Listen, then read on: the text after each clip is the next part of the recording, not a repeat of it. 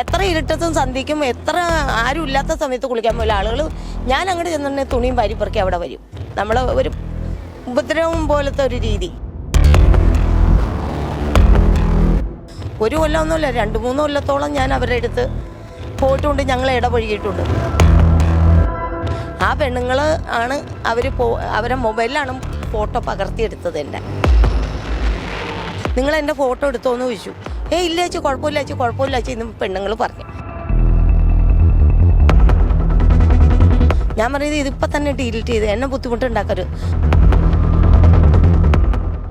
ഒരു നാക്ക് പിഴയുടെ പേരിൽ മകൾ മരിച്ച ഒരു അമ്മ എന്ന പരിഗണന പോലും കൊടുക്കാതെ സമൂഹ മാധ്യമങ്ങളിലൊക്കെ വളരെയധികം അപമാനം നേരിട്ട ഒരാളുണ്ട്, ജിഷയുടെ അമ്മ. ജിഷയുടെ അമ്മ നമ്മളോടൊപ്പം ചേരുകയാണ്. ഇപ്പോൾ മറൈൻ ഡ്രൈവിൽ പൊട്ടാസ് വിൽപ്പന നടത്തി അല്ലേ? ഇട്ടാപ്പൊട്ടി. ഇതിൻ്റെ പേര് ഇട്ടാപ്പൊട്ടി എന്നാ. ഇത് വിറ്റാണ് ഇങ്ങനെ. അപ്പോൾ ഒരു 9 വർഷം മുമ്പ് നടന്ന ജീവിതത്തിൽ ഒരിക്കലും മറക്കാൻ പറ്റാത്തൊരു സംഭവം, അതിനുശേഷം എത്രത്തോളം തന്നെ വേദന ഉണ്ടാക്കി? 9 വർഷം എന്നല്ല, ഇപ്പോഴും അന്നും ഇന്നും എന്നും വേദനയോടുകൂടി തന്നെ ജീവിക്കണം. എൻ്റെ മോക്ക് വേണ്ടി മാത്രം കാത്ത് ജീവിക്കണം. എന്നുവെച്ചാൽ ഒരു ദിവസമെങ്കിലും ഒരു ദിവസം എൻ്റെ മോളെ കൊന്നവരെ ഇത്രയും വേദന തീറ്റിച്ച് അവരെ കുറച്ച് വേദന തീറ്റിക്കാതെ അവരെ ഇവിടെ നിന്ന് വിടാൻ പറ്റില്ല. അവരെ കൊല്ലണം. അതിനു വേണ്ടി ആ ഒരു ദിവസം കാത്തിരുന്നാണ് ഞാൻ ജീവിച്ചു പോണത്. ഒരു പക്ഷേ ചില ഇന്റർവ്യൂലൊക്കെ കണ്ടു, മകൾ മരിച്ച അത്രത്തോളം തന്നെ വേദന ഉണ്ടായി. സമൂഹ മാധ്യമങ്ങളിലൂടെ നിങ്ങൾ പറഞ്ഞ ഒരു നാക്ക് പിഴയെ നിങ്ങളെ അപമാനിച്ച് കാണിച്ചു എന്നൊക്കെ പറഞ്ഞ് നിങ്ങൾ ചില ഇന്റർവ്യൂലൊക്കെ പറഞ്ഞു. ഉറപ്പാണ്. അതെന്നാ ദേഷ്യമുണ്ട്. കാരണം പറഞ്ഞു കഴിഞ്ഞാൽ ആ പെണ്ണുങ്ങളോട് ഞാൻ അവിടെ ബ്ലൗസ് വയ്ക്കാൻ പോയതാണ് ആ തയ്യക്കടയിൽ. അപ്പോൾ അവിടെ ഇങ്ങനെ ഡ്രൈ ക്ലീൻ ചെയ്ത് കൊടുക്കും. അപ്പോൾ വീടിൻ്റെ അടുത്തൊരു കുളമുണ്ട്. അവിടെ കുളിക്കാൻ പോയി കഴിഞ്ഞപ്പോൾ പുതിയ വീടിൻ്റെ അവിടെ ഇച്ചിരി പഴയ വീടിനെ പോലെ മോശപ്പെട്ട കുറച്ച് പെണ്ണുങ്ങളും ആൾക്കാരും ഉണ്ട്. എത്ര ഇരുട്ടത്തും സന്ധിക്കും എത്ര ആരും ഇല്ലാത്ത സമയത്ത് കുളിക്കാൻ പോലും ആളുകൾ ഞാൻ അങ്ങോട്ട് ചെന്നിട്ടുണ്ടെങ്കിൽ തുണിയും വാരി പെറുക്കി അവിടെ വരും. നമ്മൾ ഒരു ഉപദ്രവം പോലത്തെ ഒരു രീതി. അപ്പം ഞാൻ അതുകൊണ്ടാണ് അവിടെ നിന്ന് മാറിയിട്ട് ഞാൻ ഈ ബ്ലൗസ് തയ്ക്കാൻ കൊടുത്തിൽ കുറച്ച് തുണി ഉണ്ടായിരുന്നു. മോള് മരിച്ചിടയായിട്ട് എനിക്ക് അത്രയ്ക്കും വയ്യായിരുന്നു. അതുകൊണ്ട് ഞാൻ അവിടെ കഴുകാൻ കൊടുത്ത 2 സെറ്റും ഇച്ചിരി നൈറ്റിയും ഡ്രസ്സൊക്കെ ഉണ്ടായിരുന്നു. അപ്പോൾ അവിടെ കഴുകാൻ കൊടുത്തുകൊണ്ട് വന്നപ്പോൾ ഈ പെണ്ണുങ്ങൾ എപ്പോഴും എന്നെ വിളിക്കും. ഒരു കൊല്ലമൊന്നുമില്ല, 2-3 കൊല്ലത്തോളം ഞാൻ അവരുടെ അടുത്ത് പോയിട്ടുണ്ട്. ഞങ്ങൾ ഇടപഴകിയിട്ടുണ്ട്. പക്ഷേ എന്നെ ഇങ്ങനെ ഇവർ ഉപദ്രവിക്കും എന്നുള്ളത് എനിക്കറിയില്ലായിരുന്നു. അപ്പം ഞാൻ പറയട്ടെ, അപ്പം ഞാൻ പറഞ്ഞ് മോനെ ഇതൊന്ന് തുണിയൊന്ന് കഴുകി കിട്ടണമെന്ന് പറഞ്ഞു. കഴുകി തരാമെന്ന് പറഞ്ഞു. അപ്പം അത് മേടിക്കാൻ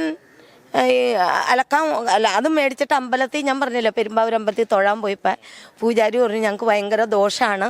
അപ്പം നിങ്ങളുടെ അമ്മനാട് എവിടെയാണ് ഉള്ളതെന്ന് വെച്ച് കഴിഞ്ഞാൽ അവിടെ പോയി ഒരു അന്നദാനം കൊടുക്കുക, ഒന്ന് ചേച്ചി ഒന്ന് തൊഴാനും പറഞ്ഞു. അതിൻ്റെ പേരിലാണ് ഇവിടെ അലക്കാൻ കൊടുത്തതെന്ന തുണിയിൽ നിന്ന് ഒരു സെറ്റ് എടുത്ത് കൊടുത്തു. വലിയൊരു കണ്ണാടി ഉണ്ട് അവിടെ. അതിൽ നോക്കി തോളയിലൊരു പിന്നു കുത്തി ഈ സെറ്റ് എടുത്തിട്ട്. അപ്പം കണ്ണാടിയുടെ പുറമെ കൂടെ ഒരു മിന്നൽ ഞാൻ കണ്ടു. അപ്പം 3-4 പെണ്ണുങ്ങൾ അവിടെ തക്കുന്നുണ്ട്. ആ പെണ്ണുങ്ങൾ ആണ് അവരെ മൊബൈലിലാണ് ഫോട്ടോ പകർത്തിയെടുത്തത്. ഫോട്ടോ പകർത്തിയെടുത്ത് ഞാൻ നോക്കിയപ്പോൾ അവരെല്ലാവരും നോക്കണ്ട് മൊബൈലിൽ. എന്താണെന്നറിയാൻ വേണ്ടി ഞാൻ നോക്കട്ടെ എന്ന് പറഞ്ഞു. നിങ്ങൾ എൻ്റെ ഫോട്ടോ എടുത്തോന്ന് ചോദിച്ചു. ഇല്ല ചേച്ചി, കുഴപ്പമില്ല ചേച്ചി, കുഴപ്പമില്ല ചേച്ചി എന്ന് പെണ്ണുങ്ങൾ പറഞ്ഞു. കുഴപ്പമുണ്ടോ ഇല്ലെന്ന് ഞാനൊന്ന് നോക്കട്ടെ എന്ന് നോക്കുമ്പോൾ ഇവരെൻ്റെ ഫോട്ടോ പകർത്തി മൊബൈലിൽ എടുത്തേക്കാം. ഞാൻ പറയുന്നത് ഇതിപ്പോൾ തന്നെ ഡിലീറ്റ് ചെയ്ത് എന്നെ ബുദ്ധിമുട്ടുണ്ടാക്കരുത്. ഒരു കൊച്ചു മരിച്ചിട്ട് അതിൻ്റെ വിഷമത്തിൽ ജീവിച്ചുകൊണ്ടിരിക്കുന്ന ഒരാളാണ്. ഇനി എന്നെ നിങ്ങൾ ഉപദ്രവിക്കുമ്പോൾ എനിക്കൊരു ബുദ്ധിമുട്ടുണ്ടാകും. ഇല്ല ചേച്ചി, ഞങ്ങളൊരു കുഴപ്പമുണ്ടാക്കില്ല എന്നാണ്. അപ്പം അന്ന് രാവിലെ ഞാൻ പിറ്റേ ദിവസം അമ്പലത്തിൽ പോകാൻ കുളിക്കാൻ പെരുമ്പാവൂർ ഒരു കട വീട്ടിലായിരുന്നു. മുസ്ലിംസുകളൊക്കെ എന്നും ഇറച്ചി മീനൊക്കെ കൂട്ടണോണ്ട് നമുക്ക് അമ്പലത്തിൽ കുളിക്കാണ്ട് പോകാൻ പറ്റാത്തതുകൊണ്ട് വെളുപ്പിന് 5 മണിക്ക് കുളിച്ച് ഇത്താനോട് പറഞ്ഞു ഞാൻ നാളെ അമ്പലത്തിൽ പോകും. അപ്പം അമ്മനാട് കൊച്ചിയാണ്, പള്ളൂരുത്തി വെളിയിലാണ്. ഞാൻ ജനിച്ചത് ഇവിടെയാന്ന് മാത്രമേ ഉള്ളൂ. വളർന്നത് മാത്രം കുട്ടിപ്രായത്തിൽ ഇവിടുന്ന് അങ്ങോട്ട് കൊണ്ടുപോയതാണ് ഞങ്ങളുടെ ഒരു കുടുംബം, അമ്മയുടെ ചേട്ടത്തിയുടെ ഭർത്താവായിട്ട്. അപ്പം അതുകൊണ്ട് ഞാൻ പറഞ്ഞു ഞാനൊരു പച്ചവെള്ളത്തിൽ കുളിച്ചുകൊണ്ട് ഞാൻ ചൂടൊക്കെ വയ്ക്കുന്ന സമയത്താണ് വെള്ളം കുളിക്കാറ്. ഇത് അന്ന് ഒത്തിരി വെളുപ്പിനെ കുളിച്ചുകൊണ്ട് എനിക്ക് പിന്നെയും പനിയൊക്കെ വന്ന് വയ്യാതെ വന്നു കഴിഞ്ഞപ്പോൾ പെരുമ്പാവൂർ ആശുപത്രിയിൽ പോയപ്പോൾ സാറുമാരും ഒരു ഡോക്ടർ പറഞ്ഞു ചേച്ചി ഇത് പറ്റില്ല, ചേച്ചിക്ക് അത്രയും ഷുഗറൊക്കെ ഉള്ളതാണ്, കളമശ്ശേരിയിലേക്ക് വിടാമെന്നും പറഞ്ഞുകൊണ്ട് അങ്ങോട്ട് വിട്ട് കഴിഞ്ഞപ്പോഴാണ് അതിൻ്റെ പിറ്റേ ദിവസം അവിടെ അഡ്മിറ്റ് ആയതിൻ്റെ പിറ്റേ ദിവസമാണ് ചാനലുകാർ കുറേ പിള്ളേർ ഓടി വന്നു. എന്താണെന്ന് പോലും എനിക്കറിയില്ലായിരുന്നു.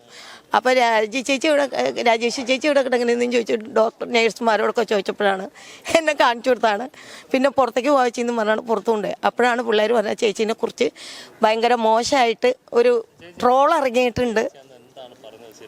അല്ല പറയട്ടെ, ട്രോൾ ഇറങ്ങിയിട്ടുണ്ടെന്ന് പറഞ്ഞു. അപ്പം ഞാൻ തന്നെ അമ്പരന്ന് പോയി, എന്ത് ട്രോളാവാനെന്ന് ചോദിച്ചു.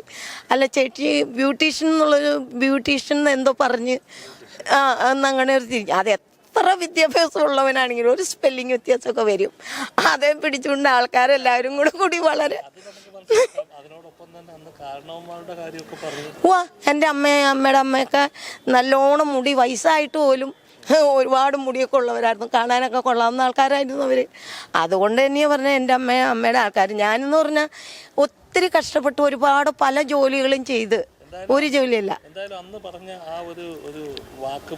ആ ഒരു വാക്കുപിഴ അത് ഇപ്പോഴും ജീവിതത്തിൽ നമുക്കതൊരു ഭയങ്കര ഒരു എന്താ പറയുക, ഭയങ്കര ഒരു അപമാനം പോലെ വിഷമിച്ചാണ് ഞാൻ. എവിടെയെങ്കിലും നിന്ന് അപ്രതീക്ഷിതമായിട്ടെങ്കിലും സ്നേഹമുള്ളവരാണ് എല്ലാവരും, അല്ലാന്നല്ല ഞാൻ പറയണേ. എപ്പോഴെങ്കിലും പിടിയെന്ന് കാണുമ്പോൾ അതേ ബ്യൂട്ടീഷ്യൻ വന്നു കഴിഞ്ഞു, ബ്യൂട്ടീഷ്യൻ ഇതന്നെ അവരും എന്നെ പറഞ്ഞ് ഇങ്ങനെ പറയാം. അപ്പം ഞാൻ പറയും, എന്നെ നിങ്ങൾ വെറുതെ കളിയാക്കല്ലേട്ടെ, ഞാനതൊന്നും ചെയ്തിട്ടില്ല. ചെയ്യാത്ത കാര്യങ്ങൾ വെറുതെ എന്തിനാ ചെയ്തു എന്ന് പറയണേ, എന്തിനാ ചെയ്തിട്ടാണ് നമ്മളെ കസേരയിലിരുത്തി മുഖത്ത് പൗഡർ ഇട്ട് ചുണ്ടത്ത് ലിപ്റ്റിക്ക് തേച്ചു ഒരു മണവാട്ടി പെണ്ണിനെ ഒരുക്കണ പോലെ ഒരുക്കുന്നതാണ് ശരിക്കും പറഞ്ഞ ഒരു ബ്യൂട്ടീഷ്യൻ എന്ന് പറയണത്. നമ്മൾ ഇതൊന്നും ചെയ്യാതെ അവർ വെറുതെ നുണ പറഞ്ഞ് ഒരു വാക്കിൻ്റെ ഇതുകൊണ്ട് ഇത്രയും വേണ്ടാത്ത എനിക്കിങ്ങനെ ചെളിവാരി തേക്കേണ്ട വല്ല കാര്യമുണ്ടോ? നിങ്ങളായിട്ട് എനിക്ക് തേച്ച് വെച്ച ചെളിയാണ്.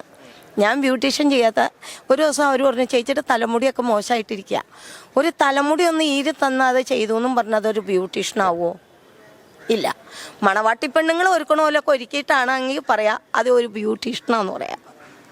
ഇത് ബ്യൂട്ടീഷ്യൻ ചെയ്യാത്ത തന്നെ ഇവരിങ്ങനെ മോശമായിട്ട് പറഞ്ഞുണ്ടാക്കി ഈ ലോകം മുഴുവനും എല്ലാ രാജ്യങ്ങളും ഇങ്ങനെ പറഞ്ഞുണ്ടാക്കേണ്ട കാര്യമില്ല. അപ്പോൾ അവരോട് ഒരു ദിവസം വിളിച്ചിട്ട് ഞാൻ പറഞ്ഞു, അവർ അതോടുകൂടി അവിടെ നിന്ന് വിറ്റ് കടയൊക്കെ നിർത്തിപ്പോയി. പ്രശ്നം മൂത്ത് തുടങ്ങിയപ്പോഴത്തേക്ക് വിറ്റ് കടയൊക്കെ പൂട്ടിപ്പോയി.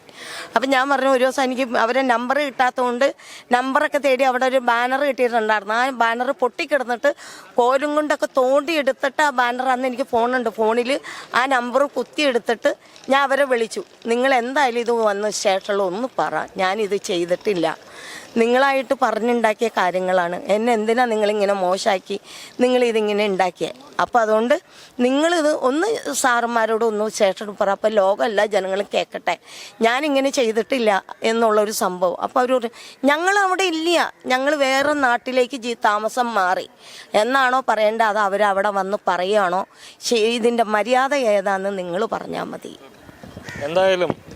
എന്തായാലും മകൾ നഷ്ടപ്പെട്ട ആ ഒരു അമ്മ ഇന്ന് എങ്ങനെയെങ്കിലുമൊക്കെ അവരുടെ ഉപജീവനം നടത്തി ജീവിക്കുന്നു. സമൂഹ മാധ്യമങ്ങളിലൂടെയൊക്കെ അവരെ ഒരുപാട് അധിക്ഷേപിച്ചു. മകൾ നഷ്ടപ്പെട്ടതിന് പിന്നാലെ ആ ഒരു വിഷമവും താങ്ങി അവർ ഇപ്പോഴും ജീവിതം മുന്നോട്ട് കൊണ്ടുപോയിക്കൊണ്ടിരിക്കുകയാണ്. ക്യാമറാമാൻ അരുൺ സാഗറിനും വിപിൻ വേണുവിനോടൊപ്പം രജനീഷ്, വിസ്മയ ന്യൂസ്.